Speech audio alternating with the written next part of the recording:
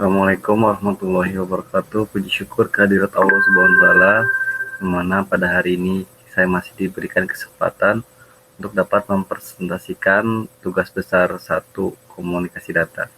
Sebelumnya saya mengucapkan terima kasih kepada Bapak Wawan Ridwan selaku dosen pengampu mata kuliah komunikasi data, kepada anak dan istri saya, pada teman-teman yang saya banggakan, dan pada semua pihak yang bisa membantu saya. Baik, ini saya cari jurnal yang berjudul A Study on Guided and Unguided Transmission Media and a Proposed Idea to Extend the Limit of GFi.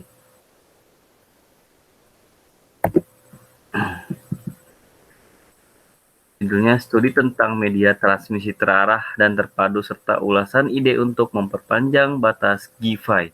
Jurnal sumber dari Akademia, volume 6, isu 7 halaman 11-16, tahun Juli 2016.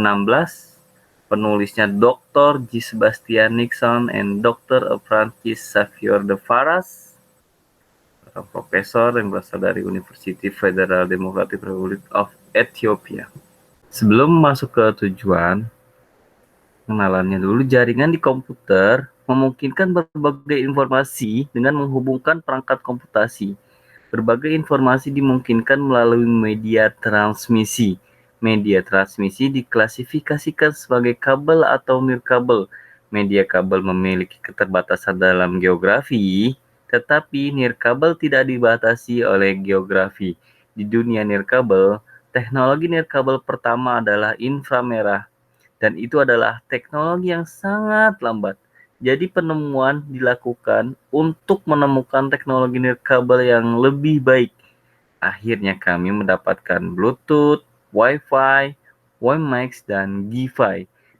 Dalam makalah ini tujuannya adalah membahas tentang berbagai teknologi kabel dan nirkabel dan memberikan ide yang diusulkan untuk memperpanjang batas GFi melebihi 10 meter. Subjek penelitian, Guided or Wired Communication.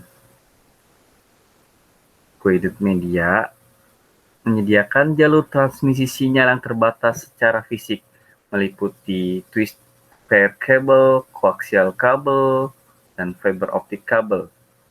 Media unguided mentransmisikan gelombang elektromagnetik tanpa menggunakan konduktor fisik seperti kabel atau surat optik. Contoh sederhana adalah gelombang radio seperti microwave, wireless mobil, dan lain sebagainya. Tipe dari guided transmission media pada umumnya ya twisted kabel, coaxial kabel, dan optical kabel, fiber optik. Kita lihat ya. Apa itu transmisi media? Media transmisi adalah media yang menghubungkan antara pengirim dan penerima informasi data. Karena jarak yang jauh, maka data tersebut dahulu diubah menjadi kode atau isyarat. Dan isyarat inilah yang akan dimanipulasi dengan berbagai macam cara untuk diubah kembali menjadi data. Koaksial kabel. Seperti yang kita lihat di paling atas lapisan terdapat plastik jaket, lalu metallic shield, dielectric insulator, dan core, center core. Faktanya kabel koaksial maksimum bandwidth-nya 10 MB per detik. Penularan jaraknya jarak jauh sampai maksimum 185 meter dan pemakaiannya untuk jaringan TV kabel. Twist pair terdiri dari UTP atau U-Shield Twist Pair dan Shield Twist Pair. Bisa kita lihat di sini teman-teman. UTP ini ada putih biru-biru, putih oranye, putih coklat-coklat, putih hijau-hijau. Dan kategori dari twist pair ini, kategori pertama berada dalam aplikasi sistem telepon, kategori kedua aplikasinya jaringan token ring, kategori ketiga jaringan Ethernet, kategori keempat aplikasi jaringan internet, kategori kelima aplikasinya adalah LAN. fiber optik. Inti kabel terdiri dari kaca atau plastik dan dilindungi oleh lapisan gel atau plastik pemantul cahaya. Selubung isolasi plastik kemudian mengelilingi seluruh kabel. Kecepatan transmisi fiber optik sampai 10 GB per detik.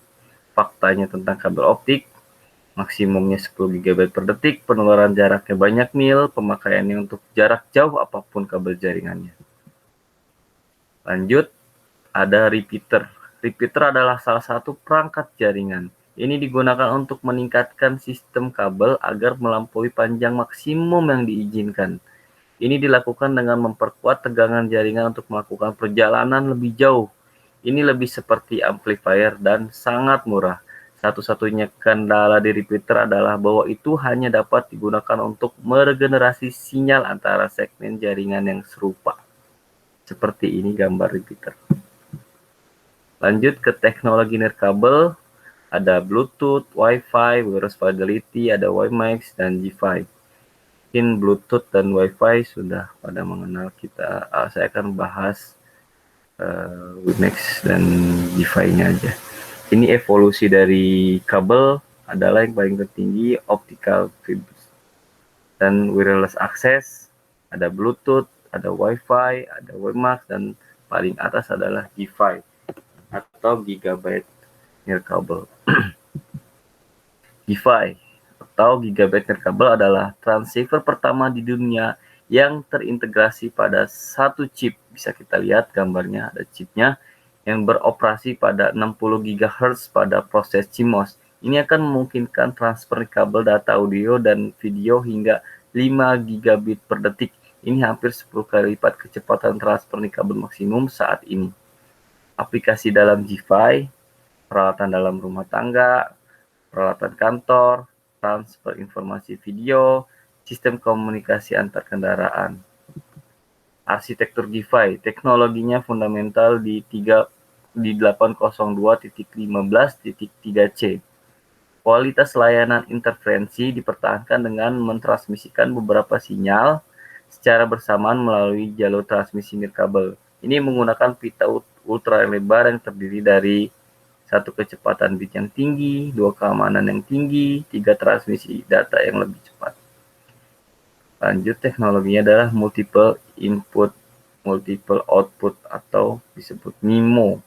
Nirkabel MIMO adalah teknologi ekonomis yang menawarkan fleksibilitas dalam membuat sambungan kabel nirkabel 1 GB menjadi mungkin.